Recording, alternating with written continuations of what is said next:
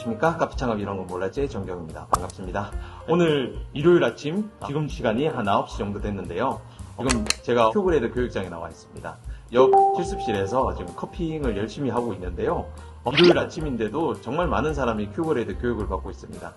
여수나 대구, 광주 이런 다양한 지방에서도 올라오셔서 이렇게 아침부터 교육을 열심히 받고 있더라고요. 제가 어저께 경주 갔다가 지방을 여러 군데 이제 돌면서 지방 카페 시장들을 많이 봤거든요. 지방 카페 시장들이 거의 뭐 서울이나 어디든 마찬가지로 그 양극화가 돼 있어요. 예를 들면 대형 카페들 지방에 엄청 많은 거 아시죠? 대형 카페들도 많지만 저가 프랜차이즈 카페들이 지방에도 엄청나게 많이 생겼어요. 그러다 보니까 지금 중간에 어중간한 카페들이 정말 많이 망해 나가고 있거든요. 근데 그 어중간한 카페라고 하는 것이 어떻게 보면 특징이 없는 거죠, 특징이. 그리고 제가 직접 이제 다니다 보면 지방 카페들 보면 그건 너무 촌스러운 그런 카페들이 너무 많아요. 비단 인테리어적인 것만을 말하는 건 아니거든요. 내용적인 면에서도 이도저도 아닌 그런 뭐 음료도 되게 맛도 없고 그리고 또 비주얼도 별로 없는데 가격은 비싸고 그러다 보니 이제 저가 커피 시장에도 밀리고 또 대형 카페들에 비해서 규모도 작다 보니까 사람들이 갈만한 이유를 찾지 못하는 거죠. 그래서 그런 어중간한 카페들이 살아남으려면 자기만의 컨텐츠를 가져야 되는데 그 컨텐츠를 제대로 못 가져가는 게 지금 가장 심각한 문제인 것 같아요. 제가 지방을 다녀보면 진짜 잘하는 곳도 되게 많아요. 지방에도 커피 진짜 열심히 하시는 분들도 있고 또 대형 카페들처럼 관광지 풍경 좋은 곳에서 전문적인 면에서 정말 압도적인 그런 곳에서 빵이라든가 여러 가지 디저트라든가 이런 강력한 컨텐츠를 가지고 승부하는 곳도 굉장히 잘 되고 있고요. 그런 지방에서는 카페 하기가 솔직히 서울보다는 좀 나은 것 같아요. 그런 대형 카페들도 서울에도 많이 있지만 오히려 지방에서 더 성공적인 케이스가 많은 것도 사실이고요. 그래서 관광지의 특성을 잘 이용한 그런 카페들이 지금도 계속 잘 되고 있는 것도 마찬가지고요. 근데 이제 문제는 저가 커피들이 많이 나오면서 저가 커피들하고 경쟁해서 밀려난 그런 애매한 카페들이 지금 많이 망해 나가는 게 그게 문제라는 거잖아요. 근데 가격 경쟁력이 사실은 소비자들한테 제일 쉽게 다가갈 수 있는 게 사실이거든요. 뭐 싸게 파니까 사람들은 안 그래도 요즘 물가 때문에 어려운데 가격이 저렴한 그런 카페에 가는 게 당연한 수순이거든요. 그렇다면 그런 가격 경쟁력에 이길 수 있는 콘텐츠는 예를 들면 대형 평수여서 사람들이 모이기 쉬운 곳 또는 빵류라든가 아니면 케이크류의 그런 디저트를 잘 제공하는 곳 또는 커피가 맛있는 곳, 커피에 충실한 그런 로스터리 카페라든가 혹은 인테리어적인 컨셉이 확실하게 되어 있는 곳 그리고 또 각자의 개성을 가진 곳들이 그나마 이런 저가 커피 시장과 대형 프리미엄 카페하고의 경쟁에서 어느 정도 벗어나오고 있다는 거죠.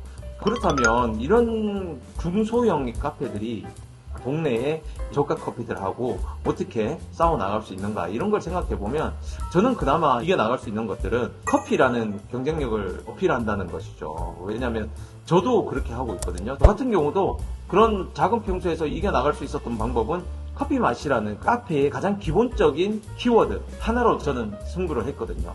그게 그 가격이라는 그런 장애물을 넘어섰을 때 장기적으로 이어나갈 수 있는 경쟁력을 갖추게 됐던 거거든요. 제가 어떻게 보면 실제 사례잖아요. 실제적으로 주변을 보시면 동네에서 잘 되고 있는 곳들을 보시면 커피가 맛있다는 그 이유 하나만으로 손님들을 끌어들이는 그런 매장들도 생각보다 많아요. 근데 여기서 문제는 이런 커피 맛을 구분도 못하고 또 커피 맛이 맛있다고 한들 손님들이 오지 않으면 그 맛을 시음하게 할 수도 없잖아요. 그게 이제 가장 큰 문제라는 거죠. 그래서 저는 이런 커피 맛에 더불어서 좀 사람들을 밖에서부터 유인해 오는 그런 인테리어적인 또는 시각적인 익스테리어를 갖추고 그리고 커피가 맛있다 혹은 다른 경쟁력이 있는 그런 아이템들이 있다 그런 것들을 가지고 있었을 때 그걸 어떻게 사람들에게 홍보할 수 있는 그런 마케팅적인 요소들을 잘 활용할 수 있는지 이런 것들이 중소형 카페가 저가 커피하고의 경쟁에서 이겨낼 수 있는 아이템들이라고 생각을 하거든요. 근데 아침에 제가 여기 와서 느낀 점들은 저 같은 경우도 이 커피 맛이라는 경쟁력을 가지기 위해서 큐브레이더부터 시작해서 산지를 다니고 로스팅도 많이 하고 이렇게 하면서 커피에 대한 기본적인 이해를 밑에서부터 이제 탄탄하게 다지고 올라왔다는 거죠. 지금 여기 금토일 교육을 받고 다음 주 금토일에 또 시험을 치는 이 사람들을 보면 정말 부지런하잖아요. 가만히 있으면 아무것도 안 되거든요. 주말 시간에도 시간을 내서 카페를 하고 있는 분도 있겠지만 카페를 준비하고 있는 분도 있고 또 이제 커피업계에서 다른 업종을 택하시는 분들도 있는데, 이런 다양한 분들이 자기의 미래라든가 경쟁력을 키우기 위해서 새벽 일찍 나와서 이렇게 공부를 하고 계신다는 게 정말 보기 좋은 것들이죠. 제가 백날 이렇게 경쟁력을 어떻게 가져라 마라 이런 식으로 해라 뭐 이렇게 얘기를 한들 움직이지 않으면 아무 의미가 없거든요. 그래서 이런 큐그레이더 공부 같은 경우는 저는 정말 추천하고 싶긴 해요. 근데 솔직히 이제 비용적인 면에서 바리스타 자격증에 비해서 좀 높다 보니까 사실 접근하기 어려운 부분들도 있죠. 그리고 또 현실적인 문제에서도 또 카페를 운영하시는 분들은 이 주말 시간이라도 이렇게 시간을 낸다는 게 쉽지가 않은 부분이거든요.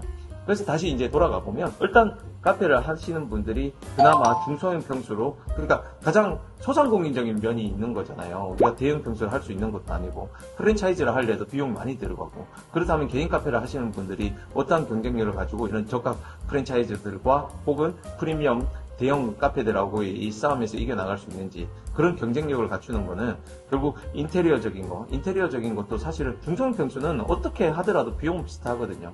그러면 외부적인 익스테리어적인 부분에 좀 더 치중을 하고, 왜 손님들을 끌어들일 수 있는 그런 시각적인 임팩트를 좀 가져야 된다고 생각을 하니까 그런 것들을 좀 갖추고, 그리고 저는 커피 혹은 디저트 이 둘 중에 하나는 분명히 좋은 아이템을 가지고 있어야 된다고 생각을 하거든요.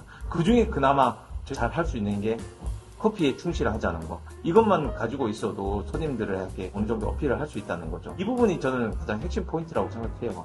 아니면 디저트 진짜 이쁘게 한다든가 이런 것들이 좀 돼야 그나마 저가 커피들하고 싸움에서 어느 정도 붙어볼 만한 그런 힘을 가지고 시작한다고 생각을 하셔야 된다고 생각하는 거예요. 그 다음에 이제 마케팅인 거죠. 저는 그래서 여러분들이 커피에 대해서 좀 더 깊이 있는 그런 생각을 좀 해보셨으면 합니다. 커피 다 거기서 거기지, 이런 생각 절대 하시면 안 돼요. 세상이 지금 변해가고 있고 굉장히 많은 사람들이 커피에 대해서 많이 알아가고 있습니다. 근데 저가 커피 가는 사람들은 어차피 가격 때문에 가는 사람들이기 때문에 그 사람들은 뭐 포기를 할 수도, 혹은 그 사람들이 또 성장해서 커피 맛을 알게 될 수도 있으니까 그런 사람들을 끌어올 수 있는 그런 카페의 경쟁력을 가지셔야 돼요.